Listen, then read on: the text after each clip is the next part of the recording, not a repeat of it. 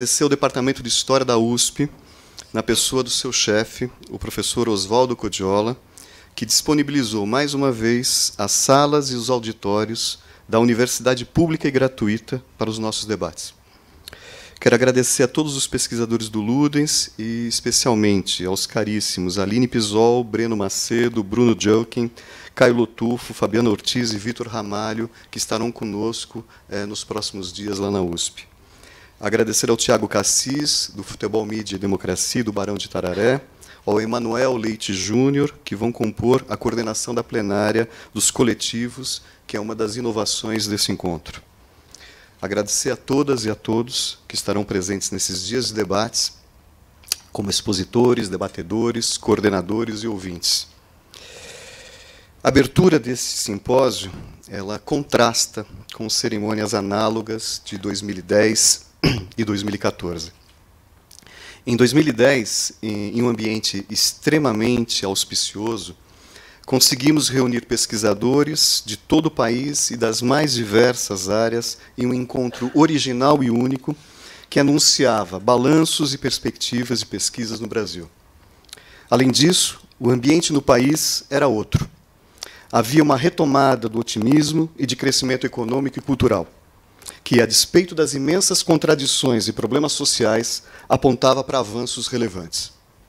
Em 2014, às vésperas da Copa no Brasil, abrimos o simpósio à participação de pesquisadores estrangeiros. Com maior diversificação de temas, destacávamos expressões, memórias, resistências e rivalidades. A despeito dos questionamentos políticos, de diversas naturezas ideológicas, dentro e fora do simpósio, a leveza dava o tom de nosso encontro naquela ocasião. Nessa nova abertura, quero reafirmar a alegria de, mais uma vez, estar aqui para dar início aos nossos trabalhos. Alegria em reencontrar queridas e queridos pesquisadores. Quero reafirmar a certeza que teremos debates de altíssima qualidade e profundidade. Políticas, diversidades e intolerâncias são, no entanto, indicativos de que a política e resistência estão na pauta do dia. Fazendo um trocadilho com uma palavra de ordem que ecoou entre 2015 e 2016 nas ruas e avenidas do Brasil, vai ter simpósio, mas vai ter luta. Bom simpósio a todos.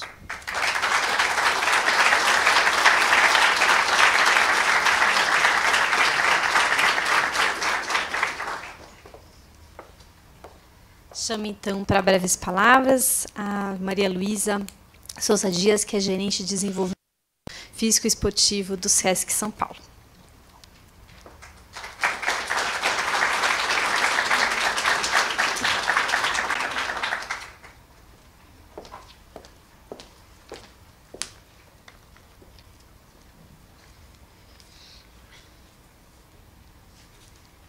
Bom dia a todas, bom dia a todos. Em nome do SESC São Paulo, eu saúdo o Museu do Futebol, em nome da Daniela, e todos os parceiros do simpósio aqui presentes. Eu cumprimento também todos que aqui vieram para prestigiar essa terceira edição do Simpósio Internacional de Estudos sobre Futebol. Gostaria de destacar nossa satisfação e estima em receber o convite do Museu do Futebol para integrar a realização deste simpósio e estender esse apreço também aos demais idealizadores e apoiadores deste evento. Como uma instituição que tem na educação permanente um de seus compromissos primordiais, educação esta que não está circunscrita a determinadas faixas etárias ou espaços formais, cuja essência é o exercício da troca e a prática do diálogo, o SESC, pautado na perspectiva do esporte para todos, onde todos podem e devem ter acesso ao esporte, pautado também na perspectiva de que o esporte não é somente prática, mas o esporte é também o espetáculo esportivo, o esporte também é a cultura esportiva, o esporte é a inclusão, o esporte é a participação. A exemplo disso, nesse mesmo momento, nós estamos lá no Sesc 24 de maio, discutindo o esporte como ferramenta de transformação social. Ao mesmo tempo, nós estamos discutindo, justamente com mais 9 organizações europeias, o esporte, a diplomacia através do esporte. Ou seja, para nós, o esporte tem um sentido bastante amplo e pretende alcançar todos os aspectos que o envolvem, né? Então, nesse sentido, nós acreditamos e valorizamos ações como essa, que contribuem para o aprimoramento de conceitos e para o acompanhamento de estudos voltados ao esporte nas diferentes áreas de conhecimento e a articulação de redes sustentáveis entre instituições, profissionais, pessoas que qualificam e repercutem essa ação, como todos vocês aqui que estão presentes para esse simpósio. Assim, quando remetemos ao tema que orienta os debates desse simpósio, políticas, diversidades, intolerâncias, reconhecemos o caráter transversal, bem como os aspectos simbólicos que cercam o universo da prática de todos os esportes em geral, mas especificamente aqui do assunto que nós estamos tratando no simpósio, que é o futebol. Essa perspectiva do esporte como um componente fundamental da cultura de uma sociedade nos permite, por meio da investigação e discussão das dimensões que ora tangenciam, que ora transpassam essa manifestação, o entendimento e a formulação de ações que contribuem para o desenvolvimento da nossa sociedade, numa perspectiva mais plural, inclusiva e democrática, em especial nesse momento que o país está vivendo, como a Daniela já citou, né, a nossa importância de sermos plenos, né? E eu acho que o esporte permite essa condição para todos nós, cidadãos. Dizendo tudo isso, eu concluo manifestando meus votos de sucesso para esse simpósio e que os conhecimentos propagados e produzidos nas diversas atividades do evento sejam revertidos em prol do esporte em geral e, em especial, do futebol. Muito obrigado.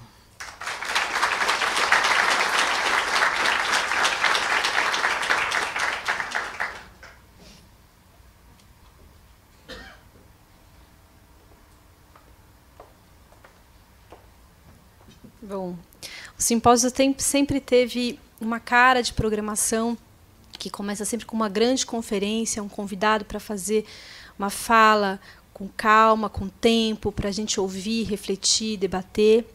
E parece que está virando uma tradição, porque em 2014 quem abriu a conferência foi um pesquisador alemão, e agora, em 2018, quem abre a conferência é um pesquisador francês. Essas escolhas foram feitas antes do resultado da Copa do Mundo, é importante dizer. A gente é quase o... Né, tem sempre o polvo ali, que, né, sempre tem um bichinho ali que vai dando palpite para a Copa, e, na verdade, no próximo a gente vai vender esses palpites, porque a gente tem acertado. Eu gostaria de, então, saudar e convidar aqui para a abertura, nossa grande abertura de conferência, o professor Patrick Mignon, que é sociólogo. Ele foi do chefe de departamento do Instituto de Sociologia e do Departamento de Sociologia do Instituto Nacional do Esporte, das modalidades de performance na França, entre 98 e 2015. É autor de vários livros. O mais conhecido no Brasil, talvez, é um que chama A Paixão do Futebol, né? Enfim, tem muitos trabalhos, um trabalho de muitas décadas, que falam sobre discriminação, sobre desempenho esportivo, sobre torcedores. Então, acho que é uma honra a gente poder ouvir um especialista que vem da França, de um outro continente, mas que também passa por situações e questões presentes quando a gente olha para o esporte, para além olha para o esporte como um fenômeno social, cultural, presente na nossa vida e na nossa... Gostaria de convidar ao palco o Sr. Patrick Mignon. ele vai proferir a conferência dele em inglês. A gente tem fones para tradução simultânea. Quem não pegou, quiser pegar, é ali fora. Depois disso, a gente tem uma pausa para almoço. A mesa da tarde é aqui no auditório do museu. E depois a gente tem a mesa, mais uma mesa ainda no dia de hoje, no Sesc Pompeia, né? Lembrando que esse simpósio acontece em 3 lugares, aqui no Museu do Futebol, no Sesc Pompeia e na Universidade de São Paulo, no campus do Butantã. Bom, obrigada.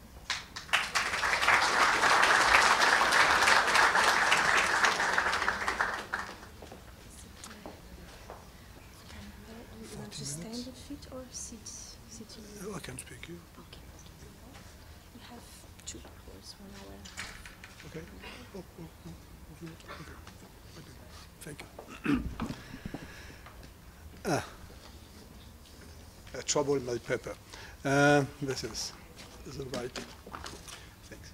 Okay. I had the idea in my introductory. Oh, excuse me. You know that speaking English for French, but only for the people. I have a lot of stones in the throat, in the mouth. So it's. I think I need some to hit myself. Okay, so to hit myself. Okay, fine. And also to choose my glasses to have a right view of my paper. So I got stones in my throat by speaking English. So I think you maybe sometimes to get used to my wonderful accent. And what I wanted to say first is that I have this suspicion that maybe my invitation could be connected to some sporting event and football event especially. I wrote down there and I say, oh, maybe this is an homage to the wonderful French team who won the World Cup this year. I thank you very much for this invitation and this homage. I was also very happy of this victory for different reasons. What I think I have the opportunity to explain in the context, in the topics that you give to this symposium about diversity and intolerance. But of course, it's really a great honor to be invited here to give this opening conference. I thank you, the organizer, for the pleasure to come back to São Paulo. It's the 5th time I spent some time here in São Paulo. I don't know the city for the moment, but I have the pleasure to, at each moment, discover another part of the city, and also to see again some people I met the first time, like some are in this room, others are not in this room, but maybe I'll saw them in the next days, or maybe next year or another time in Paris or somewhere else. No, not a problem. And okay. I thank also the organizer for inviting a French speaker to speak on football conference, to bigger football conference, when there are a lot of Brazilian thinkers. Well, at the beginning, I don't think that the French team was at stake for my invitation, but in my mind, I think that it was also a way to do homage to the French research, French academic who did some very hard work on football in a country which were not really good or to study football as a social issues, as a cultural issues. I will give some words later, but I think that Brazilian was. We read a lot of Brazilian writers to do our own research. They inspire our work, my work, but also the work of the people who founded the football research in France. But also, I know that I'm speaking English. There are a lot of reasons. One of the reasons is because the main producer of knowledge of football are British people. Some of them will be there. I know some of them. I know the name of the other, but okay, I will make them.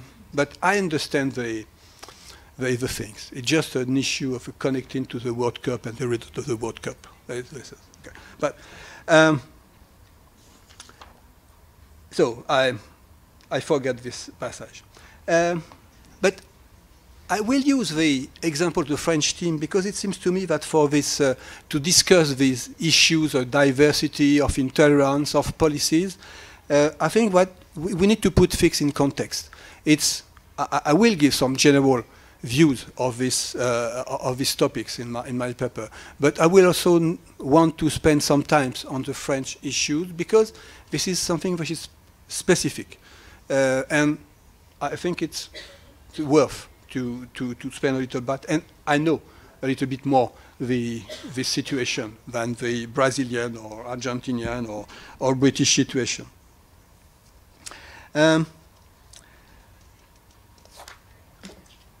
So, you know, it's a kind of mime, or maybe a clown. You know, it's always very difficult to prepare a paper and to be in front of an audience because you say that people said things before. We need to grip what they said, to be in touch with what they said. And you have your paper with all the lines you read. You have your glasses, which are not really down for reading at the right distance. But enfin, I have to do this and to know these things, that France is specific, but France is confronted with the same phenomenon of intolerance, racism, xenophobia, homophobia, sexism, in football and in society. Because football is not separate from society, not separated from society. Because what we see in football, we see it in society. Maybe sometimes in football it's better, sometimes it's worse. We'll see later. And the reason why it could be better in football under some condition, it will be the policies part of my paper. I think I'm going to read. I'm sorry. I'm going to read. Even it has been discussed, for example, in 98 for the national team, Les Bleus was, with Brazil and Holland, the more diverse national team in terms of races or national origin of players. I can say that because we discussed with Argentinian, Brazilian, British people who are in Paris at the moment, and we tried to compare this. And we saw that. France is interesting because we have this diversity in the team. The nation is represented by people who are not, how can I say that? Who are not real French people? What is a French people? Is it white? Is it French from several generations? Or is it maybe from Italian, Polish, from Antilles, from Algeria? You know. But the French team put directly the question. French team is represented, the nation is represented by people who are coming from everywhere in the world, almost. No Brazilian. One Argentinian, Trezeguet, played for the national team. Okay, even South America. This is also an example of a deep relation between football and diversity by analyzing how football becomes French as it becomes Italian, Brazilian, Nigerian, North American recently, or Chinese. Football is an organization and management of diversity, rules to organize specific competition and gatherings the whole world. I think now we can say that football has got to this goal to gather everybody in the world. But diversity must also be seen from the point of view of each society. Societies in Europe, but also in America, Asia, Africa, have become more and more diverse. Not only socially, we know that the structure of social classes, it's the classic of analysis. Of course, society are diverse because you have working class, you have the peasant, you have the bourgeoisie, you have the sometimes the aristocracy, or the survival of aristocracy. But we know from the 19th century, but also now, much more, in terms of nationalities, races, culture, religion, gender, and individuals. And I insist on this, because we are the analysis we can do of the world now, it's something like we call globalization. Globalization is things that everybody, all the nation, or society is in contact. This globalization put diversities in society which were used to be homogeneous. But in the same times, diversity, this is a problem that the topics that we want to discuss, how to manage diversity, how to prevent diversity from intolerance. But also, the process is a process of homogeneization. We are all together, we are different, but also the same. Also the same. My wife, I'm sorry to speak about family issues, but my wife is working in Paris with the refugees. And most of the refugees have their iPhone. They know extremely well to work with the new technology. Why do they leave their country? Because very often they are individuals who want to escape from society which were too hard, too tough for their individuality. As for example, an homosexual, a man who is homosexual, who is coming from Ivory Coast, if I remember well, come to France or somewhere else than Ivory Coast to be an individual. So this is something that we have to take the two parts of a problem, which is globalization, diversity and sometimes it's a kind of constraint. It's something which is an obligation, something which could be painful for people. But also, the people who are these diverse people in society are also the same people. And that's why I say individuals, because some aspect of for example, gender identities, cultural identities, religious identities, which are seen as trouble for the societies as they used to work for on centuries. It's also something which is aspect of the individualization of identities to reclaim specific identity is also to reclaim something which is similar to claiming for an individual identities.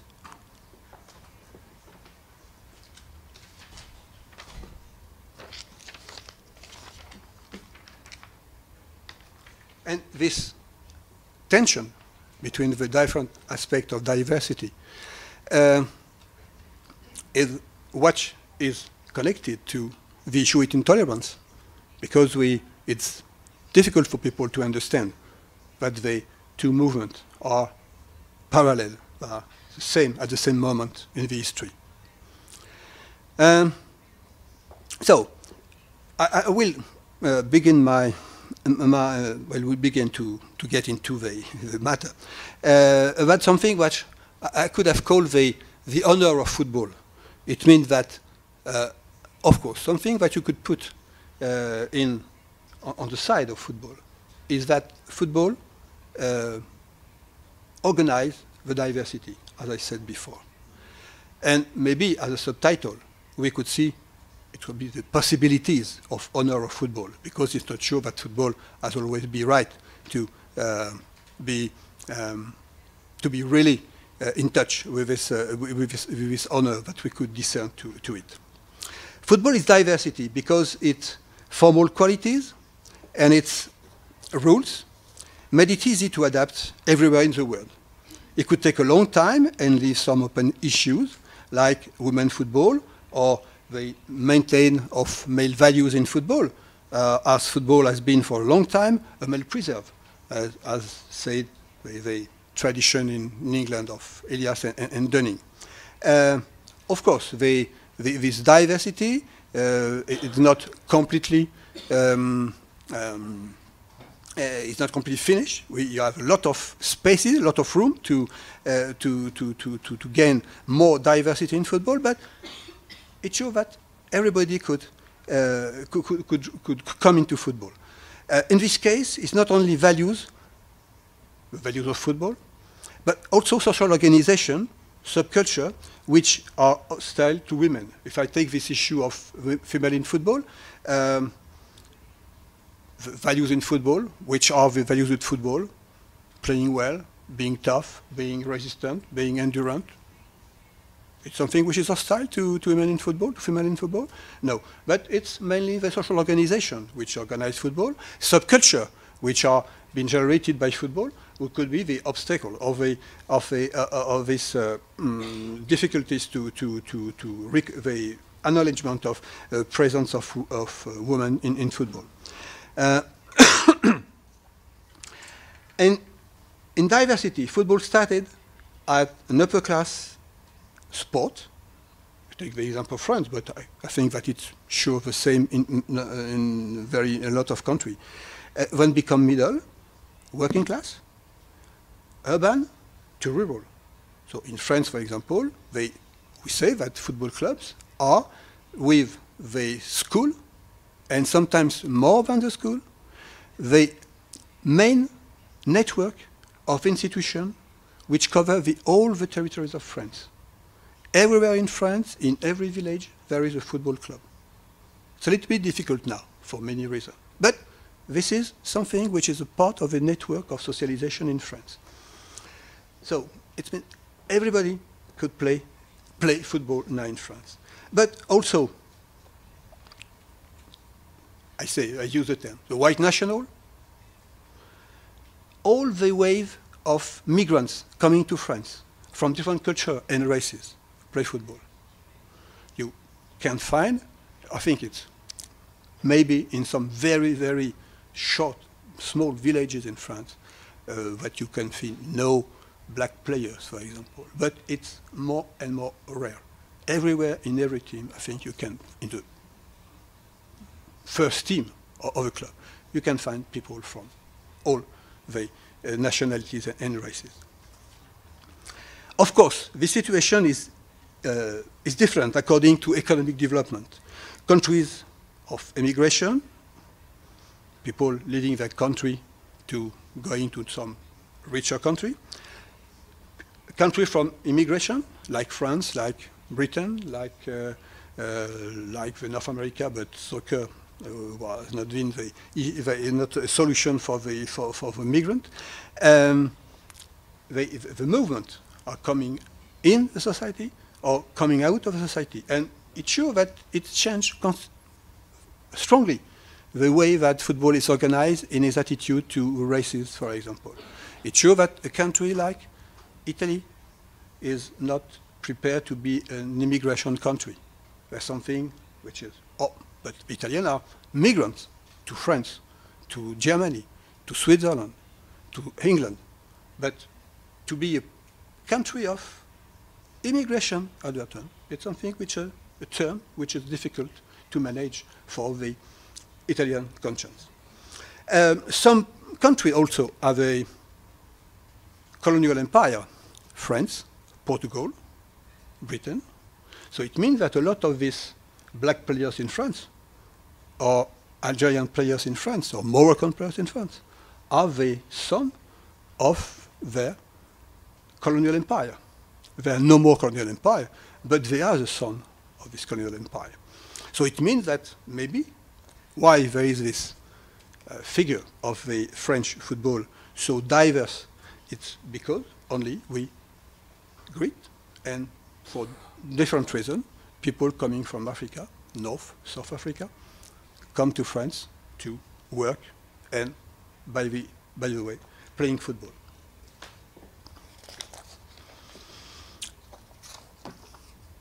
Diversity belongs. I think one of the what is at stake in this conference is diversity belongs to the idea of a world where made of people meeting, the possibility to exchange with the idea of progress, social, cultural, economic progress, that the idea that this feeling that the idea that all human beings are human have their right to be on the planet, have the right to be where they want in the world, and that the progress is that they will take their place in societies. And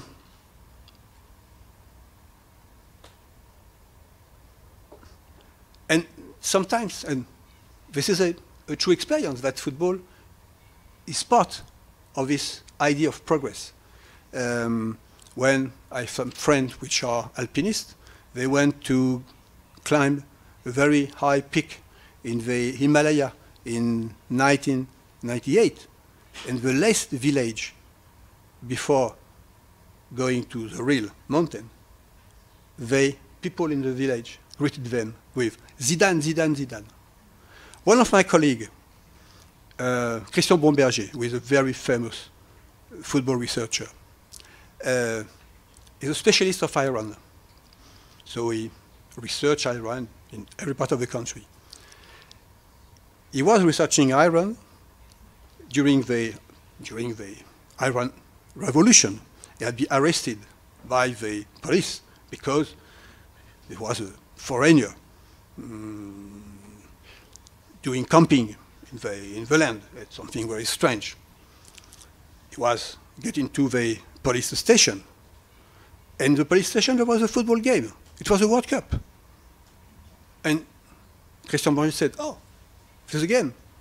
And the policeman said, oh, yes, this is a game. So, you know football? Right, we know football. You like football? Yes, we like football. They sit and look at the game, and spend the night, and the next morning, he was free. He was free. So it means this idea that football is part of this progress because it gave a common language to people. It's something which is very true. Very true. But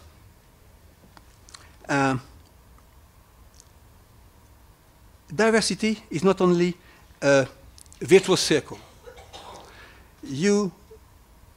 How do you gain diversity in sport? Why do you get? Just only because you are virtuous, because you want all the people are happy together? This is the idea of the educator. This is the idea of the social worker. This is the idea of politician. But for people who are organizing diversity in football, it's just because you want to have the best player. Remember, it's not football. This is baseball. But you know that the end of discrimination in states in baseball just was because black players was very, very good in baseball. And because as a director of one of the main New York baseball club, I wanted to have the best player. So it means that what was my idea about the equality of race? I don't know. We don't know about this. But what we know is that he gave position in the club to black players to have the best team. So this is something that we have to take into account. But just to say that sometimes it's not because there are no discrimination that there are no racism. It's something different. It's not because a room is diverse that we can find inside this room some process of racism and stuff like that. So you want the best player. You want to attract audiences. Paris Saint-Germain has always a diverse team in terms of nationalities or races. But what was the idea? The idea is that at the beginning, when Paris Saint-Germain has been founded in Paris, at the mid-70s, there was nobody in the Parc des Princes. Nobody. There was no more football in Paris, almost. But the only people who were interested in football were Portuguese, Antilleans, people from Antille, Jews from the North Africa, who've been living in Algeria before the independence of Algeria. There was the real football fan in Paris. So what did the Paris Saint-Germain? He recruited Portuguese, Brazilian, because Brazilian is good, it's Portuguese and Brazil. Jewish player, Moroccan and Nigerian players, to have, and of course the other player that you can find, but to have a real diverse team to attract people. And this diverse team was also the place where you have the most intolerant supporter in France, for a moment, when you can see the birth of the connection between football and the growth in society of the feeling of extremism, for the feeling of xenophobia, for the feeling of society which made of us and them, using which is one category of football. In football, you have us and them. If you support a team, this is us. If you don't support a team, this is them. So, but of course, this us and them, which could be a very innocent game. It's normal to have emotion. You have to take part, to be part of a team. But it could be also something which can go outside the stadium and organize different feelings. And bracket. This is one of the problems in France. I don't know if this is the same everywhere. In France, there has been inability to see what was happening in the football stadium in the mid-70s with the appearance of hooligans or ultra supporters of Paris Saint-Germain. Because the idea was these people were evil, was bad, they were mad, they were crazy. Well, okay, but no reason. And they, political authorities, did not see that the people was expressing in the stands in the Paris Saint-Germain, in Parc des Princes, was the fact that there was something which were coming up in the youth, among the youth, which was something which were based on intolerance towards foreigners, towards black people, towards Maghrebians. And so it means that I anticipate on the conclusion, but one of the problems on this issue of diversity and intolerance is to consider very precisely what is internal to football and what is external to football, to put the balance. So, of course, you can say that us and them is something which is a part of the folklore of football. But at the moment, we should be very attentive to things to see that it's not only something which is internal to football, which is something which has connection with the rest of society, and mainly the political aspect of society. So this is stored in my throat.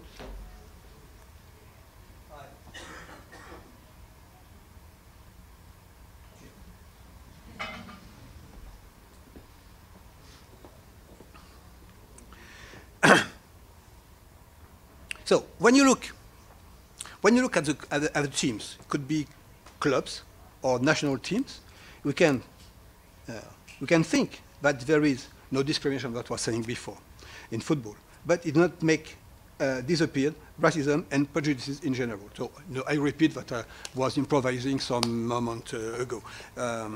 So the sense of belonging, which is something which we can put on the side of football. Football is good because it gives you the sense of belonging to something. Of course. You're not alone. You never walk alone. No more. You're always with friends, with brother. Fine. But who is your neighbor at the stadium? Who is your neighbor at your stadium? Is it a black colleague? Is it the black that you can cross? This is the Algerian, what you cross in the subway, stuff like that. Generally, for a long time, I think of friends. But your neighbor was something which was similar to you. Even in Paris, and even if some of my colleagues who were working with association, which is called Football Against Racism, went to Paris, went to the Parc des Princes, and we came with this idea that Parc des Princes with a place where you find only fascist people, right-wing people, racist people. And they went to Parc des Princes, and they say that the attendance was made of very diverse people that they never saw in their countries. So this is something that also I can put in the debate, but it does not mean that this attendance, this public, this audience, was not racist, as I was saying, but because we could have different ideas of what is a team, what you see on the ground. So I say the sense of belonging. It's, if I'm a supporter of a club, I'm a part of this city, I'm a part of this neighborhood, I'm a part of this part of the city. But, of course, who is your neighbor in the stadium? For example, we have in Paris Saint-Germain, a very diverse team with people coming from everywhere in the world, from all the colors you can imagine, from white to black, no problem. But for a moment, it was forbidden to black people to come to Parc des Princes, from some part of Parc des Princes. These hooligans, or this right-wing supporter, was supporter of Paris Saint-Germain. Objectively, concretely, they paid their tickets to go to the room. And they support the team, which was made with all these different people. So it means only that they did not see the players as human. They see them as mercenaries. They are paid. Okay. They could see, they are seen like, for example, the African or Arab people in the French army during the Two World War, who were very good fighters from the État-Major, very good fighters, of course. But they were black or Arabs. And it means that sometimes for some operation, they were good to go in the first wave of attacks. Because they were good fighters, but they were black and Arabs. So they players is the mercenaries in the same way. Not see as an equal, not see as a member of the community. And also more and more, I think, because this is one of the evolution of football, see as a commodities. The player is a commodity. It's something which is valuable. It's something which attracts people in the stadium. It's I say something, not somebody. It's something. It's a value, financial value, economic value, sport value, but human value. Well, maybe. But this is the question. And I think one of the problems facing football in this movement towards diversification, which is good, is also that this movement is also going there more commodification of football. And with the consequences of this commodification, it means that you have the big clubs, the biggest club, richer, who can offer all the best people in the world, and the other clubs, small clubs representing small localities, small territories, specific territories. And this is one of diversity, yes, but you know this tension between globalization, so I mean diversity, okay, but homogeneization, which is the same people but different treatment of the people according to the place they have in a kind of hierarchy of economic value or political value.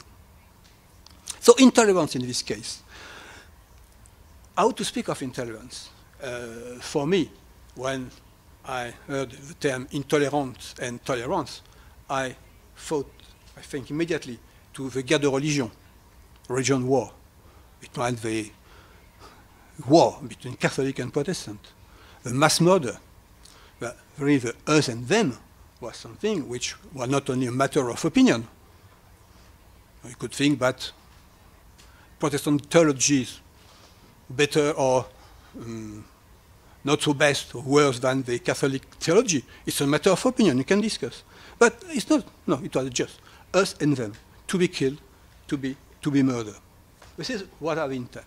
And it means that intolerance means that you could kill people, that could persecute people, that could force them to immigrate. And this is one of the results of a guerre de religion.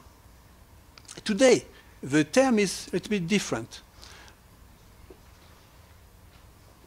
Maybe in the extreme, underground part of the most intolerant people, you can find people who say, yes, kill them, put them to the sea, back to their countries on the same boats that they had when they come back. So it means that they will go deep in the sea by coming back to their countries.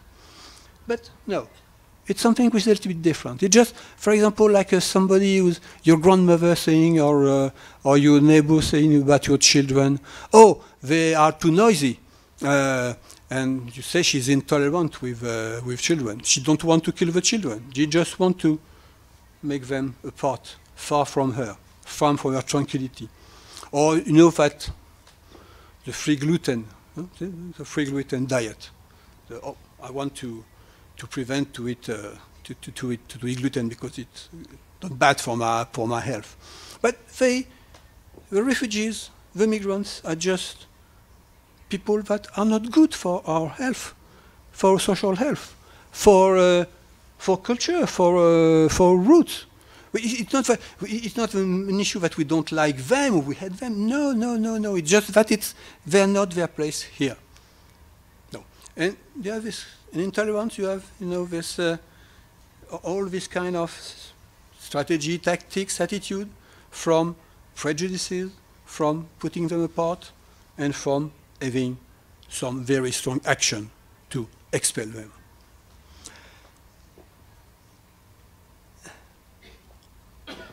And in this case, we heard this year at the World Cup, a black can't play for Italy.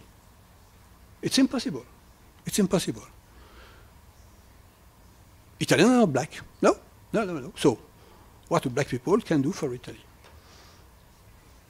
So, translation of this in football is no room for people who have not the stamps of the real origins to play and represent the country. Sometimes I'm not really proud of French, I'm not trying to be always proud of your country. But in this case, I think that was something which is not too bad. But the fact that we accept to be represented by people who are different on very simple basis, like the skin color. But you know that under the skin color, there's much more representation which are involved in this difference. This is not new. I think here, I know this because I read very good Brazilian author, but Brazil, World Cup, 1950. Who was and were the responsible of the defeat in this World Cup? It seems to me that it has been the black players. They were too fragile to be able to compete in this kind of competition. They were weak. Very weak. So they are not made to play football. In France, it's a little bit different. We say, for example, that something similar. Black people are tall, tough, they are speed, but they are no game intelligence. They are too big for that, too big for that.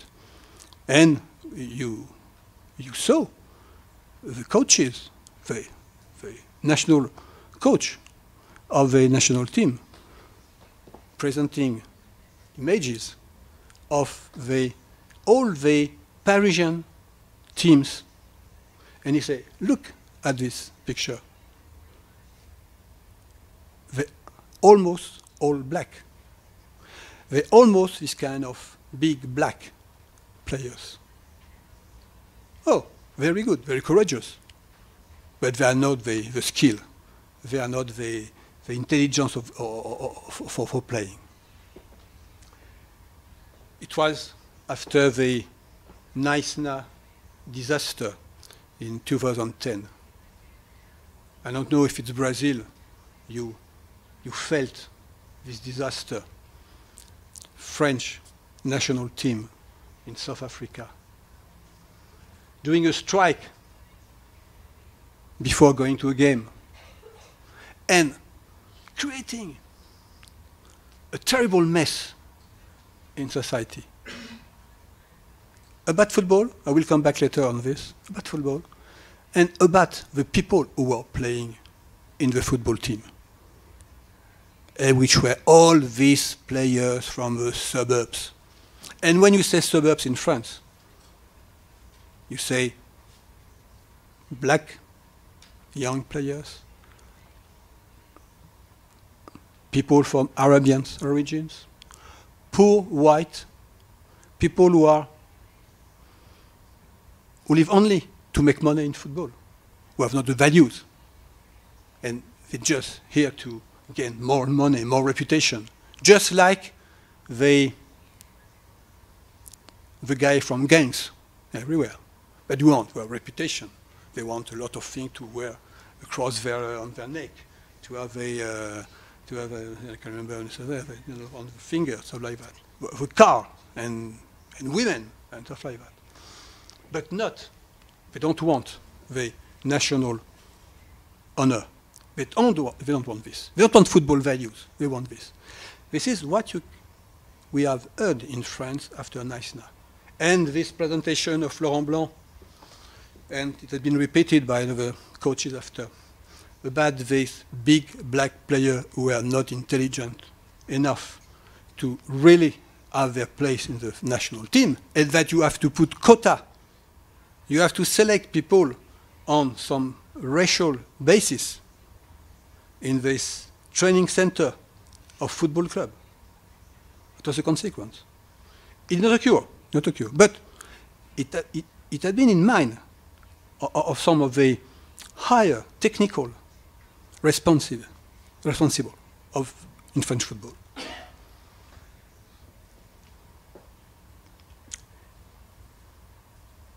One of the problems, that's why I said a little bit,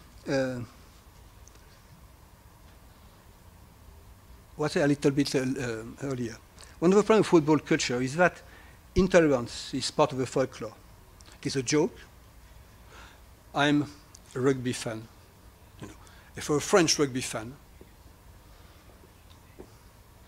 the main object of what? Intolerance, hate, despise. This is the English team.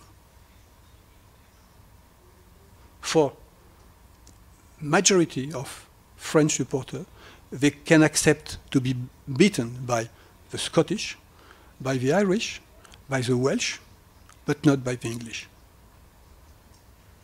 Oh, this is folklore. The folklore.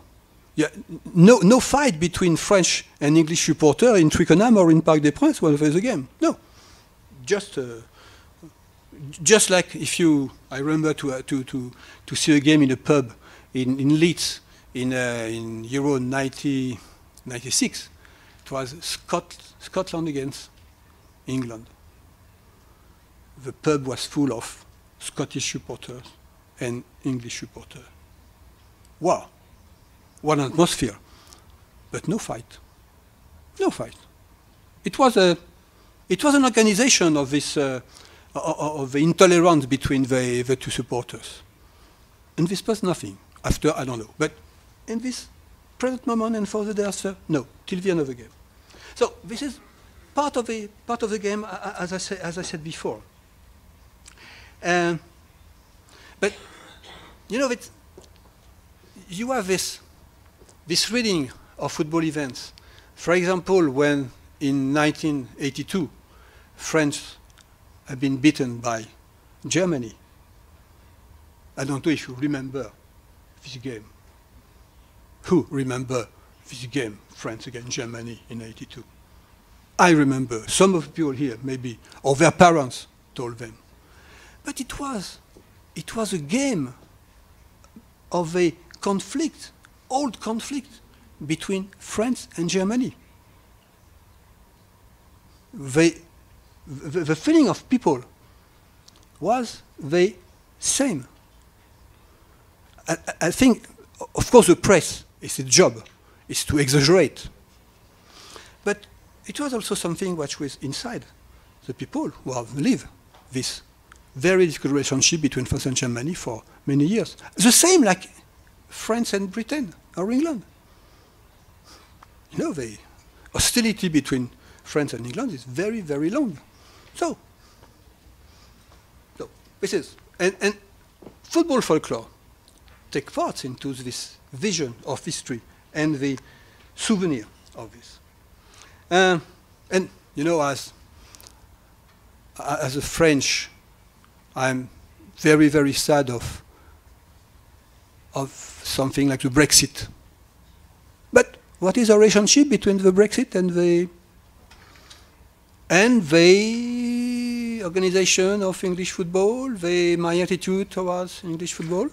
What is how can I interpret this Brexit with the kind of interest for English people to football? No, this is an open question. This is the relationship with the folklore in football and the something which is much more severe, important, which is violence and the real and concrete intolerance. So, this has been a very good, well, very good way. Give me a felicitation, congratulations. But this has been a very good way to understand why people could support their clubs and use war language against each other. But there is a real fight. I remember there is a very, for me, a good English sociologist. His name was Stanley Cohen. And he wrote very good book on subculture. And he wrote at a moment where the idea was, well, the subculture, it's just young people putting, dyeing their hair, wearing black leather, putting pins in their nose and stuff like that. And say, okay, and just you read it like a kind of semiology, so the way to be close, to be different from the other. So this idea of individualization of the collective by being something, want to be part of a group. And he said just one thing. Don't forget that when these groups confronted together, there were injured people, there were killed people. For football games, it's true. People killed by the fight. And you can consider that you have you can expel one explanation in considering, for example, that it's not grave to be intolerant in the stadium, and don't consider that there are real, concrete effects on people. And always have in mind that you have to have a balance between the both aspects. Symbolic, okay, I can say that I hate everybody. And real aspect of things, which I am able to fight and to hit people. I followed the Paris Saint-Germain supporter for a long time, and I know that at 1 quarter before the end of the game, people was becoming excited in the stands. Well, we're gonna go, so we're gonna go. I feel like having black tonight You know, I think like eating Maghrebian. And 1 quarter before the game, the bunch of hardcore of the supporters went outside the stadium and go all around in the subway, in the avenues around the stadium, and find black family, black people in cars, Maghrebian with selling their merguez at the end of the game, like it is usual in football, and putting them, not killed, but in very bad state. Threaten them. I think one of the things which is, for the moment, the most impressive is not that you hit people, it could happen, that you kill people, it could happen a bit rare, but you threaten people. You want to have the fear of you, have the fear to be there in this country where they are not their place. Of course, this is something with a minor problem, but you can't take only for something which is kind of details. It means something. It means something, especially when this kind of attitude is completed by political discourse from very serious people. They have been elected by the people, they are the parliament, and they develop themes, topics, which said, no, they don't have their place here. Look, it's a problem. It's cost a lot. It's destroy our roots. And not only the National Front, other political party. So there is a reality close to the symbol. So let me now come back to France to give some idea of the specificity of French football. The first thing I like to say, it's maybe it will seem strange, is that in France there is something which is this is the particularity of French football. There is a kind of intolerance towards football. What does it mean, intolerance towards football? For the historian of sport, France is something which is special because it's a sport historian see this two phenomena. One is good results. We won 2 World Cup. We won 2 European Championships in football. We won a lot of medals in Olympic Games. We are not too bad in a lot of sports. In judo, for example, in boxing. But we can say in the same moment that France is not a society in love with sport. It's strange, of course. One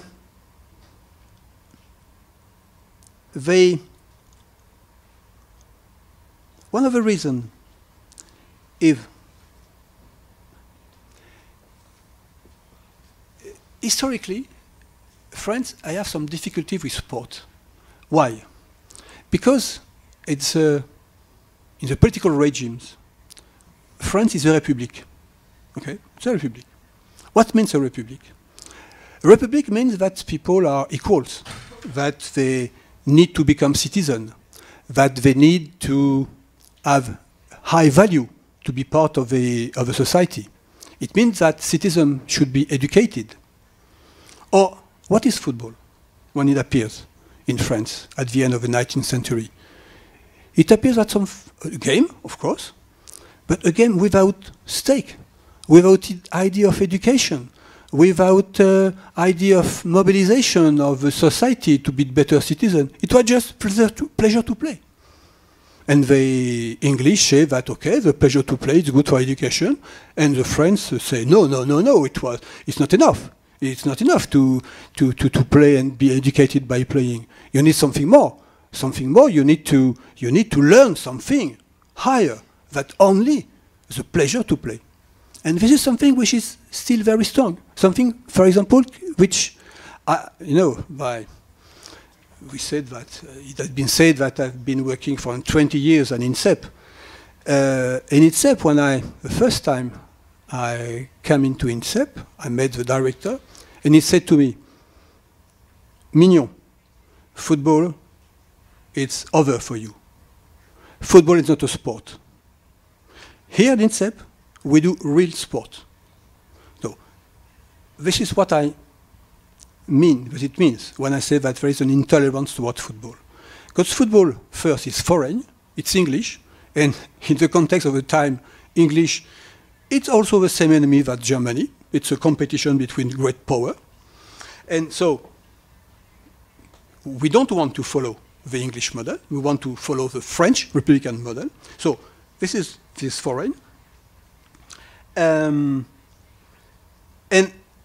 sport is also something which is suspected of being mobilizing the worst emotion and affect of people. Because football is very quickly in France a spectator sport. A sport when people go to see the game and are a partisan of the game. And this is something which seems to be a danger or division in society. If you want to have citizens, you don't want they could be divided by a simple game, by a simple sport activities. You want something more than that. Okay. So there is this, and also one of the aspects of the attitude toward football in France is that in France, sport is very, very want to be faithful to the philosophy of Pierre de Coubertin. So the ideal of sport is amateurism, is the gratuity of a sport is free. It's free. It's not for money. It's not for social promotion. It's something for just the.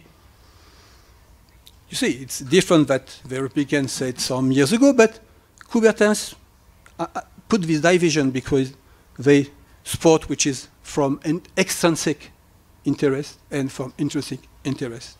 And so France was very Olympic, very Coubertinian, but not football society. Not football society in its elite. Football was important, yes, for one reason, because I have said before, in every village there is a football club. So it means that this is an institution of the Republic. That's not a problem. And the main competition in France, in the idea of football, is a Coupe de France. Because Coupe de France, it's all the clubs taking part. They are elimination. At the end, you have two finalists. This is the principle of the cup. And sometimes, in the cup, you have the biggest club of the moment, and you have a club from the second or third division in the final. And so, it seems to be the Republican elitism. Everybody has a chance, even the small clubs, because they could put energy, they could mobilize themselves, and they are able to reverse all the obstacles they can find on their road. But this is the idea of the unity of different kind of football levels. So, in terms of football, this idea of a good sport is a sport which is not made for money or for spectators, or it's the same. For spectators and for money, this is the same. And so you have this division between the football which is okay, conform to the Republican ideal, and the other aspect, national team. But till the till the 60s, and then maybe not until the 90s and the World Cup, the 1998 World Cup, the World Cup has been something which was on the agenda of the political elites in France. So that's why we understand, say, why and how we had this phenomenon.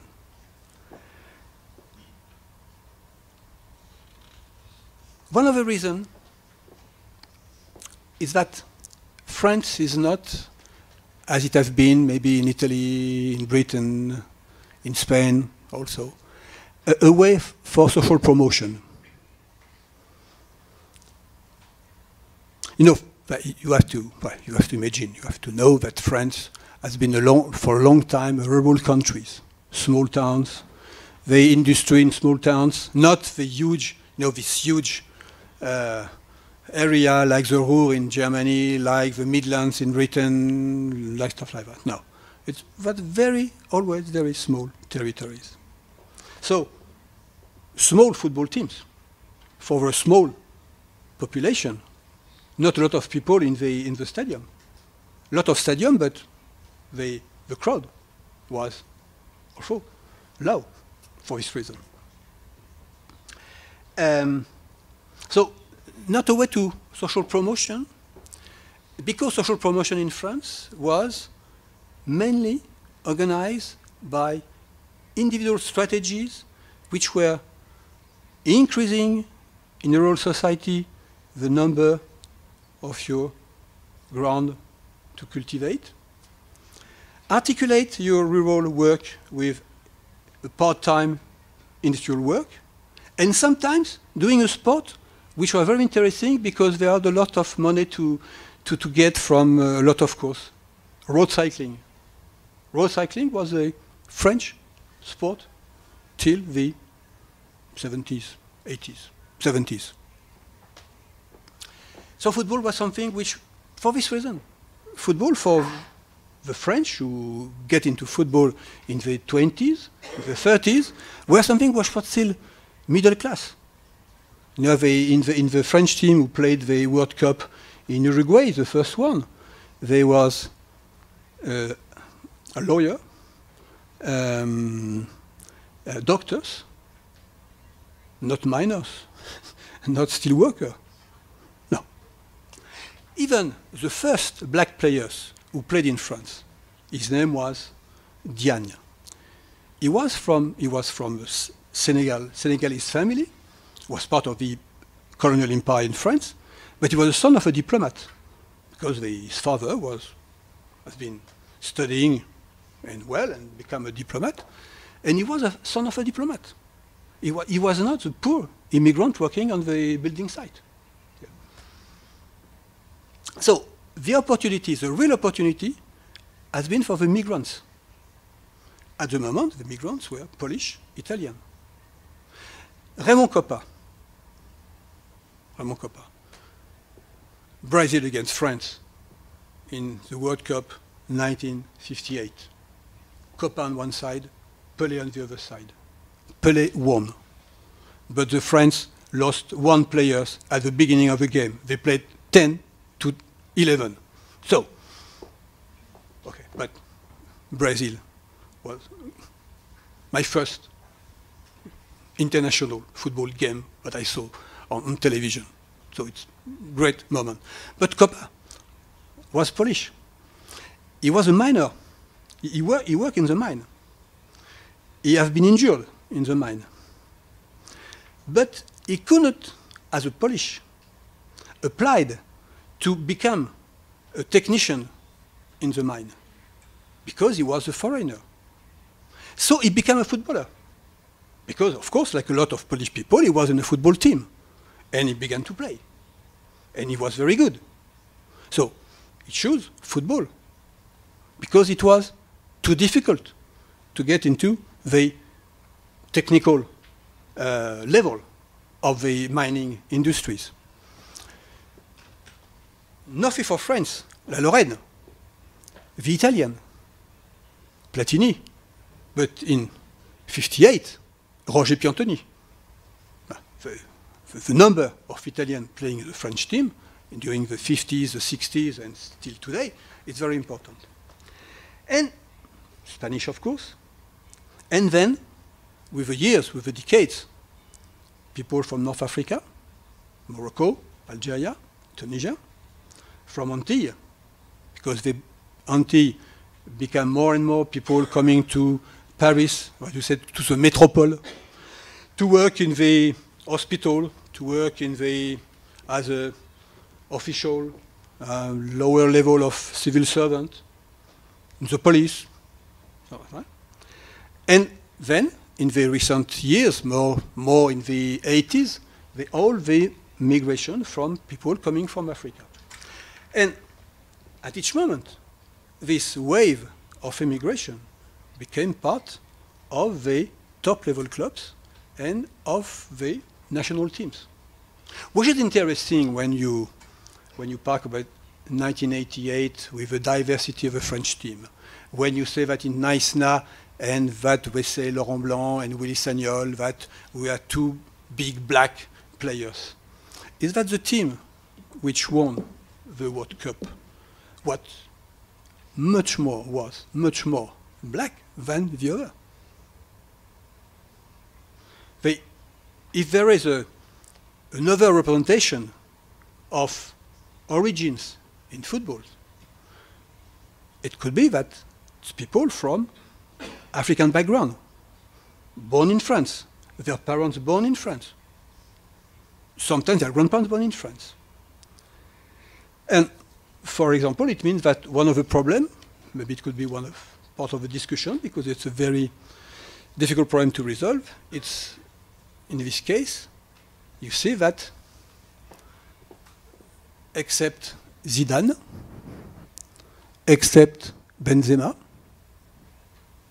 and you know that Benzema, there is an affair with Benzema, and recently, Fekir, who played in the World Cup, the last World Cup, and very soon Ben Yedder, which are from Algerian or Moroccan origins. The place of people from North Africa is it's weaker smaller than those other, say, African counterparts. So here we have that visual diversity, the problem, but maybe the kind of unequal vision of who are these immigrants, but maybe that some attitudes, some strategy from this group to promote themselves could be different between these two origins. But this is, for the idea of diversity, something which has been a polemic before the World Cup about the fact that there was only one Maghrebian player in the French team. And it was seen as not normal. So, you say that this issue of diversity, the way to deal with the diversity, with the fact that you can see that something is not so diverse that it should be. Well, you have the difficult problem difficult, and so problem which are things. I prepared something about the number 8, right? 58, 98, 08. Okay, so France. Oh no, 18. Excuse me. France is good on the 8. So, it's just something that it was funny to see. But in 58, there was something was interesting to say on this issue. In Sweden, in France, in the French team, there should have been 2 players from Algerian origin, Rachid Mekloufi and Zitouni. They are very, very good players. They played in France, in French club, but it was a war between the FLN and France. And Mekloufi and Zitouni have been co-opted by the team of FLN to represent the FLN in the sport competition, and so they refuse to play for the French team. And this is something which is maybe we had in mind. That's because the relationship between French and African, you know, the Africans, people come. And North African, it's something which is very deeply connected to this war. Not McLuffy in itself, but this episode of the war of Algeria. Recently, there was a case which has been, I don't say resolved, but who find us a temporary solution. So it means all this reason, because I lost in my reasoning some of this, but for this reason, to be more Coubertin than professional like the English, to have education, to have something which is connected to the idea of citizenship, it means that the focus in France is on the national team. This is the most important event in football. This is the World Cup. When the National Football League does a survey on football in France, they find that 1/3 of people are interested in football in the population, and that less than 20 are really, really interested in football. But for the World Cup, 80% of the population has something to say on the football team. And the people in front of the television, in this occasion, is one of the most important TV audience. If this is the record, this is the best audience on TV for the French national team. So this is the focus. And this is why. This is why. Because in a society, I think I'm going to conclude on this. In a society which have been like the other societies, very deeply transformed by the globalization. There was other thing. Unemployment, the decrease of state intervention in the welfare state, immigration, movement of population, open economy, what is it called? Urban crisis, all these things, which are very, very, of course, connected to the phenomenon of presence in France of an important part of the population, which is from recent, I say recent, I could not say this for the Maghrebian, because their presence in France is very much more longer than this.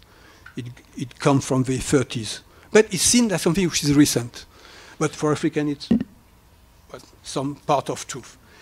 But it means that national team is a way for the French society to see how things are going in France. In 98, it's okay. Situation was fine. We have a diverse team, and the problem of immigration, of integration, resolved. Okay, we have a proof. Football team. Recent World Cup. The same. Look at these people. Pogba said he was a Republican. Wow. We never heard a football player said he was a Republican. He was struggling for Republic. Pogba said that. Well, so, okay. Things, we can go on in that direction. With good society, we are able to integrate people. Even these people voting for National Front who never love football, never. Huh? The National Front is the only political party who never take position on football. He always said, his president, that he despised football. For the reason I said before. The other party, more or less, okay. Chirac was the first to go to Clairefontaine to say the French team before the World Cup in 1988. He was the first to invite the French team after the victory. And this invitation is a I can't say recompense in English, I don't know, but something which we give to somebody because it's good. Okay. If French is not good, the French team is good, it is invited at the Élysée. If it's not good, they don't go to the Élysée.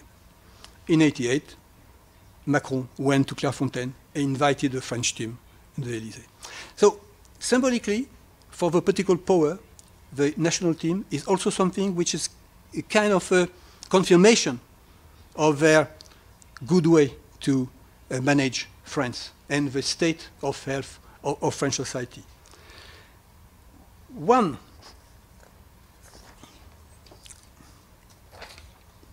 of the problems of this event, '98, and the recent World Cup, is that it did not have effect on policies for football in France. For example, the football national body, governing body, the FFF, saw the French team as an economic opportunity for football, not as an opportunity for society. The government did nothing about, for example, the organization, so did nothing, or it did very, very small things to promote football as what was told in the introduction by you, as tools from social inclusion, social integration. Maybe Neissner, by some way, have been more productive because it put this issue of the analysis of what means to have a national team which is made of people from diverse origin, something which could be a debate for society. And it put a lot of discussion and thinking about this. One of the problems is, in France, football is seen as football. Football is seen as virtuous people who think for the good of the game.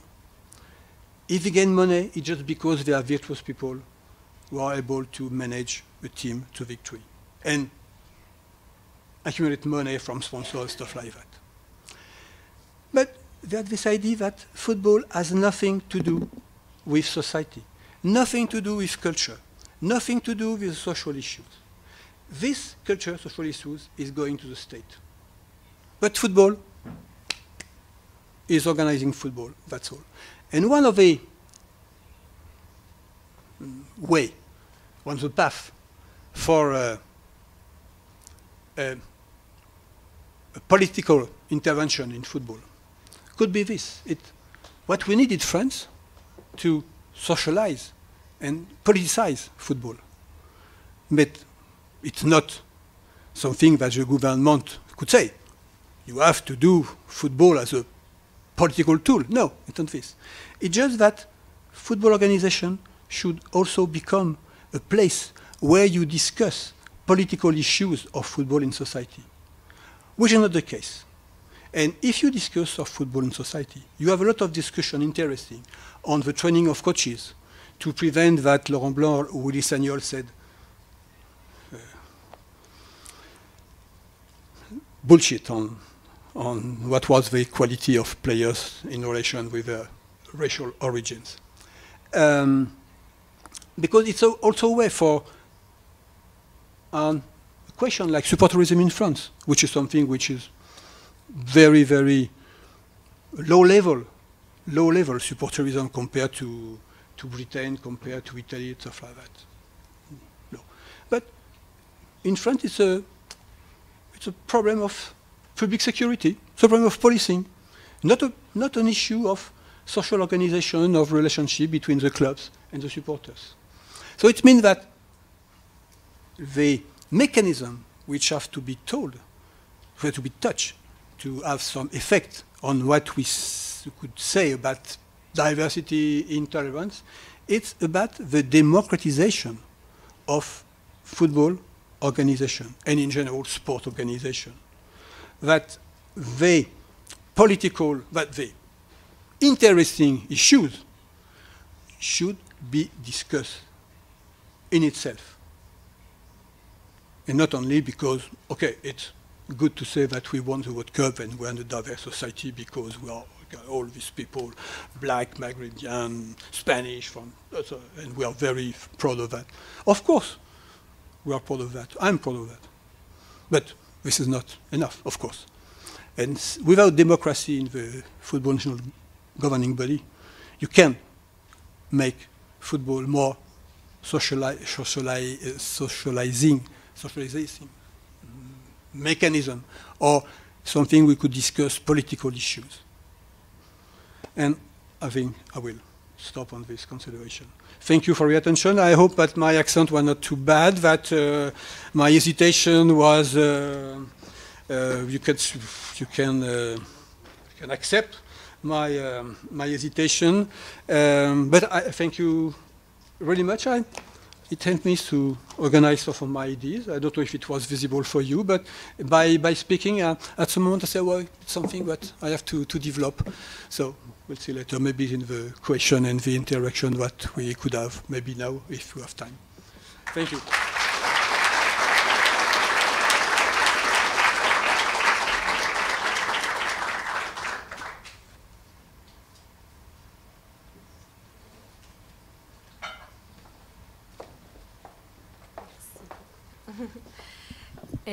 Queria combinar com vocês, então, da gente, pelo avançado da hora, não abrir para perguntas e retornar aqui ao auditório às 14h para a mesa que, na verdade, que vai lançar a rede de futebol e mulheres da América Latina, e depois, às 19h30, a nossa convidada especialíssima, Maria Mutola, que está aqui com a gente, para a mesa no Sesc Pompeia, junto com o professor Zé Paulo Florenzano.